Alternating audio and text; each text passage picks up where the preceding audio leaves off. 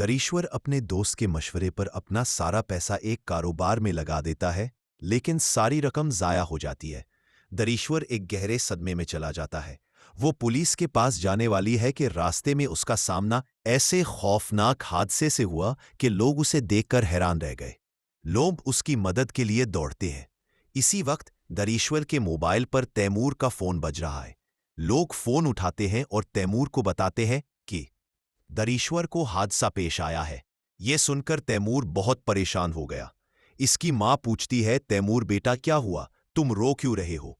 तैमूर कहता है, अम्मी दरीश्वर आप ही का हादसा हुआ है। तैमूर फौरन अपनी मां के साथ अस्पताल पहुंचा और डॉक्टर से पूछता है, डॉक्टर साहब दरीश्वर को क्या हुआ है? डॉक्टर ने जवाब दिया, दरीश्वर के पास वक्त बहुत कम है, हम उसका इलाज कर रहे हैं। इलाज के बाद दरीश्वर दोबारा होश में आता है।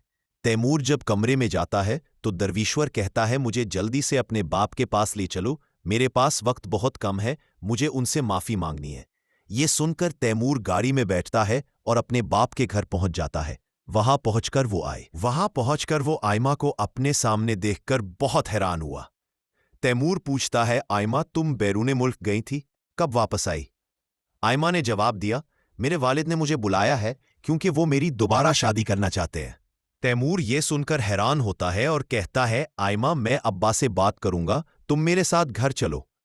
तैमूर अपने वालिद के पास जाता है और कहता है, अब्बा भाई दिलीशोर का एक हादसा हुआ है, वो बहुत सदमे में है और मरने को है, वो आपसे माफी मांगना चाहता है, बराह करम जाकर उससे मिले।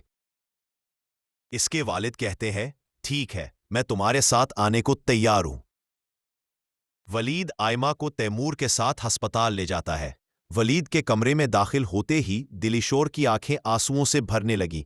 वो कहती हैं, मुझे माफ कर दो, मैंने तुम्हारी बेटी दुआ का ख्याल नहीं रखा, उसे मुझसे छीन लिया गया, मैंने तुम्हारी जिंदगी में कभी खुशी नहीं आने दी, मुझे माफ कर दो, मैं मरने वाली हूं। वलीद कहता है, मैंने तुम्हें माफ कर दिया है, अल्लाह तुम्हें सेहत अता फरमाए।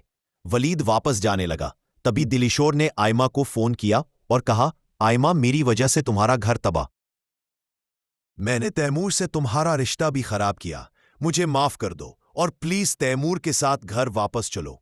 वलीद कहता है, दिलीश्वर तुम्हें अपने गुनाहों की सजा मिल गई है, अब तुम्हें अपनी गलती का एहसास हो गया है, आयमा तुम तैमूर के साथ घर चलो। आयमा राजी है। तैमूर उसे बहुत खुशी से घर ले जाता है। तैमूर की मां आयमा की तरफ देखते हुए कहती है, आयमा बेटा तुम आ गई हो, अब मैं तुम्हें कभी तकलीफ नहीं होने दूंगी। आहिस्ता आहिस्ता दिलीश्वर ठीक हो जाता है और कुछ दिनों के बाद घर वापस आता है।